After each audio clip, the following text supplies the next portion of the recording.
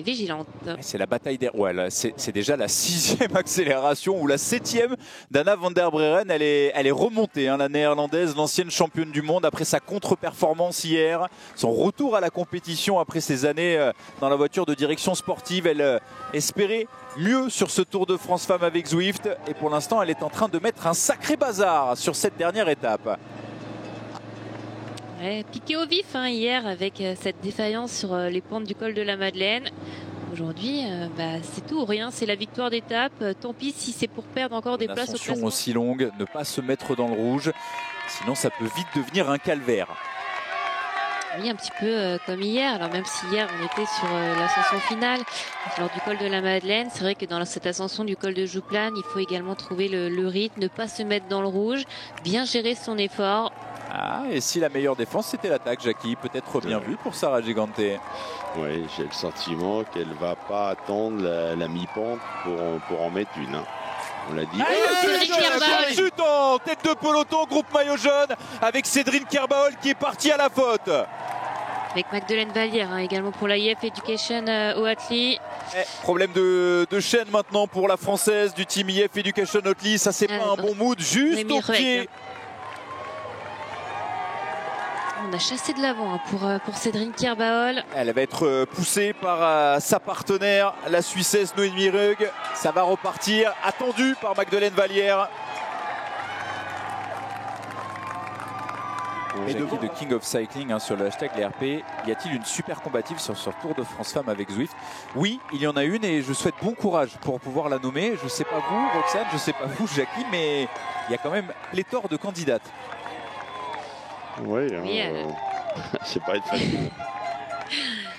On peut être chauvin avec notre française Maëva Skiban. On a vu énormément à l'attaque des Francisca Cord, des Elise Chavet. Donc c'est vrai que c'est pas un choix facile.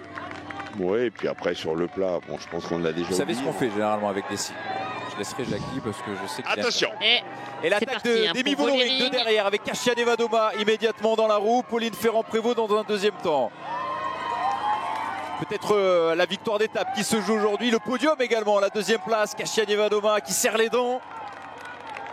Terminé pour Juliette après son énorme travail, l'ancienne championne de France. Une belle étape pour Juliette Labousse. Ça va bien pour Pauline. Un petit contre. Et on a l'impression qu'elle a envie, mais elle hésite. Pauline Ferrand-Prévot. Gros tempo imprimé par Demi Vollering. Voldarczyk qui s'accroche encore une fois à la polonaise. Niv Fischer-Black qui n'a pas bronché. On a le sentiment qu'elles sont quasiment toutes au même niveau. Est-ce qu'elle va lui passer le relais maintenant? Kasia Nevadoma, on rappelle les 22 secondes d'écart entre la polonaise et la néerlandaise en faveur bien sûr de Demi Vollering. Et Voldarczyk, moi, elle me surprend vraiment. Et Pauline Ferrand-Prévot qui va de derrière à 6 km 500. Elle attaque. Niv Fischer-Black dans la roue. Pauline Ferrand-Prévot qui est en train d'accélérer très fort. Avec un énorme braquet en puissance. Et la relance derrière le virage. Qui s'accroche, mais ça devient difficile pour Voldarczyk. Elle en remet. Kasia Nevadoma qui marque le pas. Niv Fischer-Black qui n'est toujours pas rentrée. Elle est très forte encore une fois, Pauline Ferrand-Prévot aujourd'hui. Elle veut gagner cette étape avec le maillot jaune sur les épaules. Elle est en train de les écœurer, comme hier sur les pentes de la Madeleine. Elle avait bien analysé ces 6 derniers kilomètres avec ce passage à 7-8%. C'est là où elle pouvait faire des différences. Et derrière, c'est compliqué. Elle est partie, la reine PFP. Elle se retourne, il n'y a plus personne. Encore 6 km maintenant. Un peu de plat, une descente et puis les 3 derniers kilomètres en montée. Ça va pas la déranger. Fait tout bien, tout ce qu'elle touche se transforme en or. Pauline Ferrand-Prévot, championne du monde dans toutes les catégories. La voilà qui va réussir un pari fou après sa dernière saison sur route en 2018. Elle décide de revenir à la compétition pour remporter le Tour de France Femmes avec Zwift. Elle se donne 3 ans. Il lui aura fallu moins de 8 mois pour y parvenir. Un final en apothéose, vêtue de ses habits de lumière, son maillot jaune. Pauline Ferrand-Prévot n'a pas d'adversaire sur ce Tour de France Femmes avec Zwift.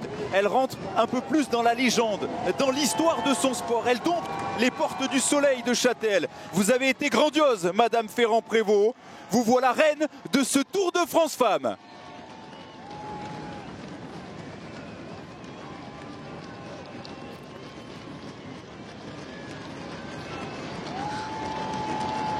Énorme. Franchement, j'en ai les frissons. Bravo Pauline, bravo, bravo, bravo.